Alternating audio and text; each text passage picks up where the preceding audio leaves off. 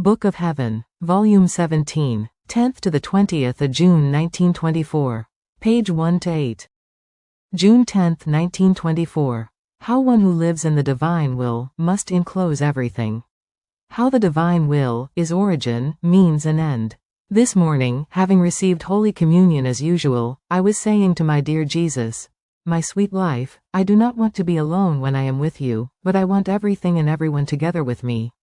And not only do I want the crown of all your children, but I also want the crown of all things created by you, so that, together with me, in the endlessness of your most holy will in which I find everything, prostrate at your feet, all together, we may adore you, thank you, bless you." In the meantime, I saw all created things running around to surround Jesus, in order for each to pay its homage to him, and I added, "Do you see, my love, how beautiful your works are? How the sun, opening its way with its rays, while prostrating itself to adore you, rises up to you to embrace you and kiss you? How the stars, forming a crown around you, smile at you with their sweet flickering and say to you, 'Great are you. We give you glory forever and ever.'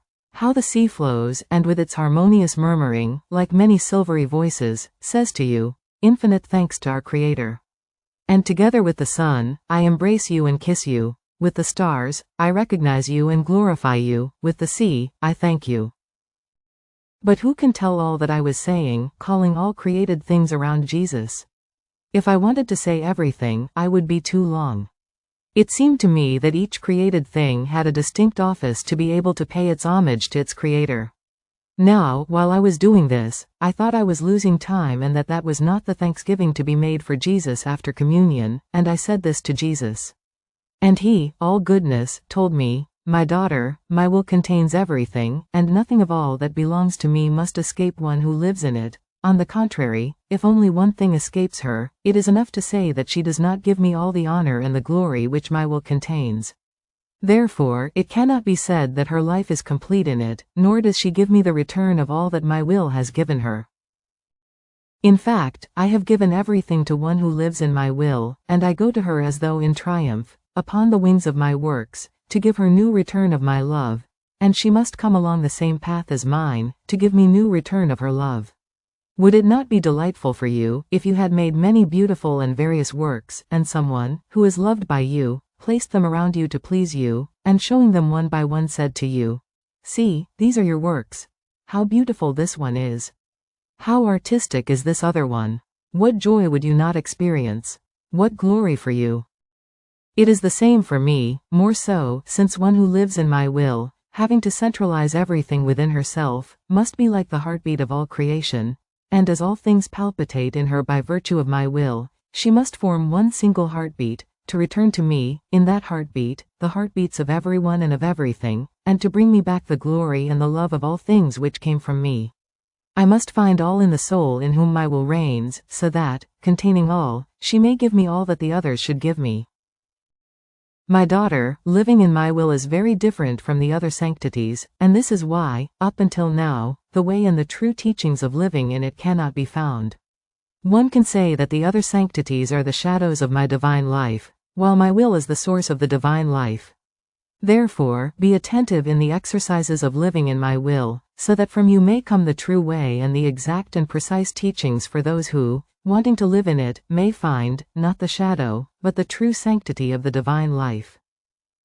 Furthermore, since my humanity on earth was in the divine will, there was no work, thought, word, etc., which was not enclosed in me, in order to cover all the works of the creatures. One can say that I had a thought for each thought, a word for each word, and so on with all the rest, to glorify my Father completely, and to give light, life, goods, remedies, to the creatures. Now, everything exists in my will, and one who must live in it, must enclose all creatures, to go through all my acts again and place on them another beautiful divine shade, taken from my will, to give me the return of all I did. Only one who lives in my will can give me this return, and I await her as the means to be able to put the divine will in communication with the human, and to give her the goods it contains.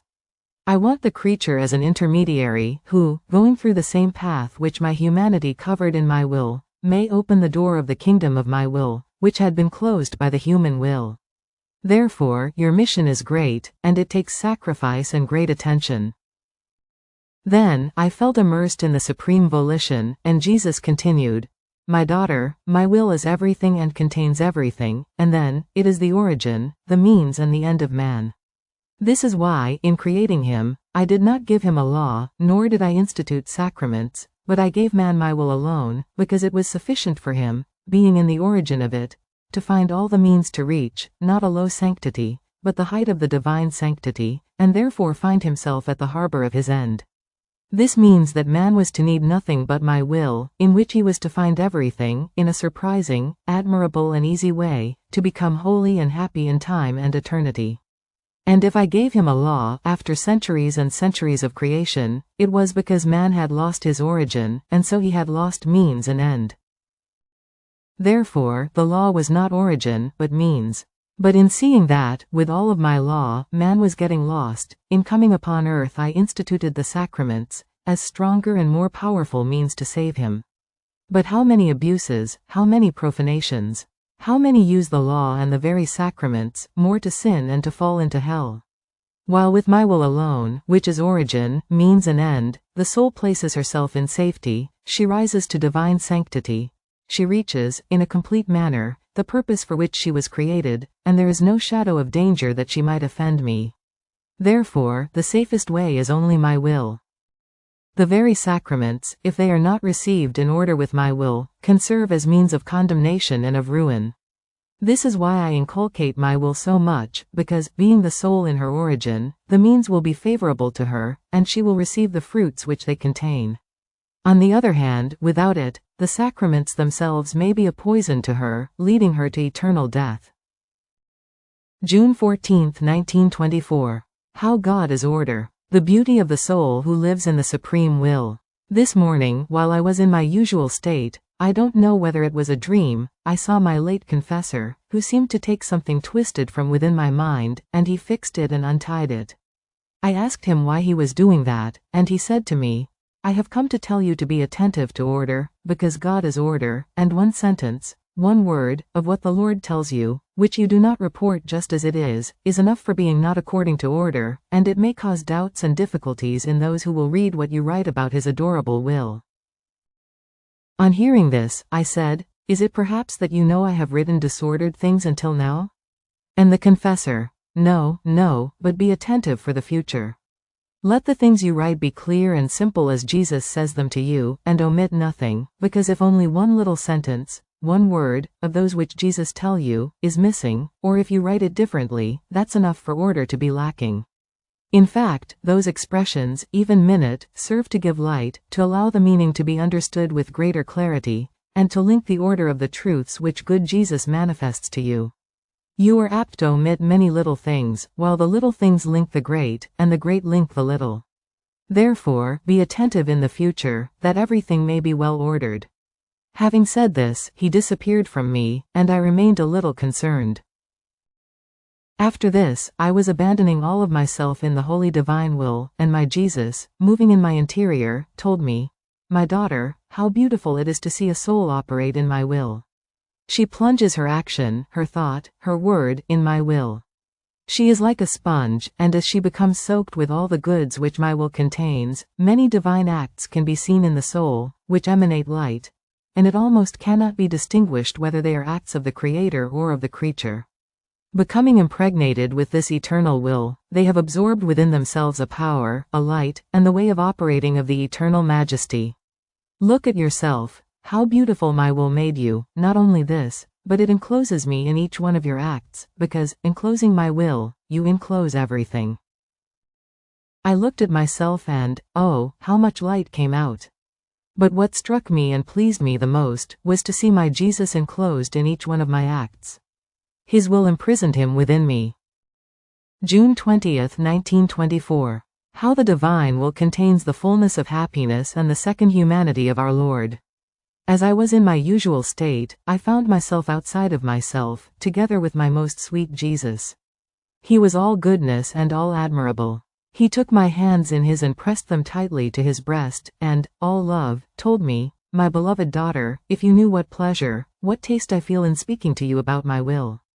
Every additional thing I manifest to you on my will is one happiness I unleash from me and which communicates itself to the creature, and I feel happier in her by virtue of my own happiness.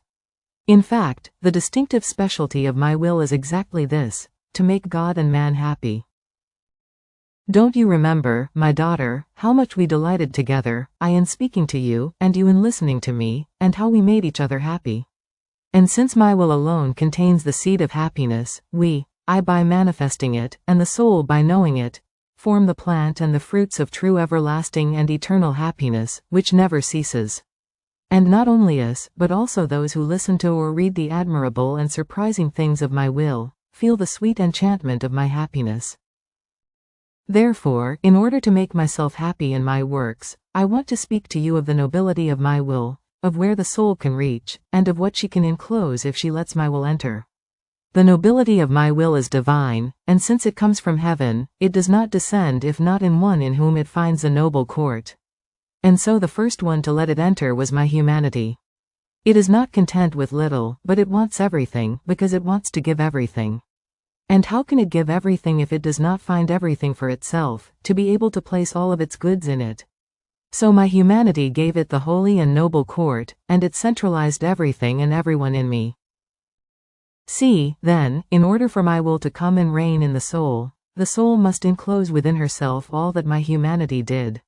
And if the other creatures have shared, in part, in the fruits of my redemption, according to their dispositions, this creature will concentrate them all in order to form the noble court to my will, and my will concentrate in the soul the love which it gives and wants to give to all, in order to receive the love of all and of each one. It is not content with finding in her the return of her love alone, but it wants the return of all. My will wants to find in the soul in whom it wants to reign, all the relations which exist in creation between creator and creature. Otherwise its happiness would not be full, nor would it find all of its things, or itself. My will must be able to say in the soul in whom it reigns, "Here I find my happiness." In spite of this, if no one loved me or requited me, I would always be happy in myself. No one can sadden my happiness, because in this will of mine I find everything, I receive everything, and I can give everything. I would repeat the sentence which is in the three divine persons. We are intangible. As much as the creatures might do, no one can touch us, or even slightly shade our eternal and immutable happiness. Only one who possesses our will can touch us lovingly, and can become one with us, because in this way the creature would be happy of our own happiness, and so we remain glorified by the happiness of the creature. Only when my will reign in the creature in a complete way, then will charity reach complete perfection in the creature, because, then, by virtue of my will, everyone will be found in every creature, loved, defended and sustained, just as her Creator loves her, defends her and sustains her. Each one will be transfused in the other, as in one's own life. Then, all virtues will reach complete perfection, because they will not be nourished by human life, but by divine life. Therefore, I needed two humanities, my own, in order to form the redemption, and the other, of one creature, to form the fiat voluntas tua, on earth as it is in heaven. One more necessary than the other, because if in the first one I was to come to redeem man, in the second I was to come to restore him to the only purpose for which he was created, to open the currents of graces between the human will and the divine, and to make the divine reign on earth as it does in heaven. And just as my humanity, in order to redeem man, let my will reign on earth as it does in heaven, so do I keep looking for another humanity which, letting it reign within itself on earth as it does in heaven, may let me accomplish all the designs of my creation. Therefore, be attentive in letting my will alone reign in you, and I will love you with the same love with which I loved my most holy humanity.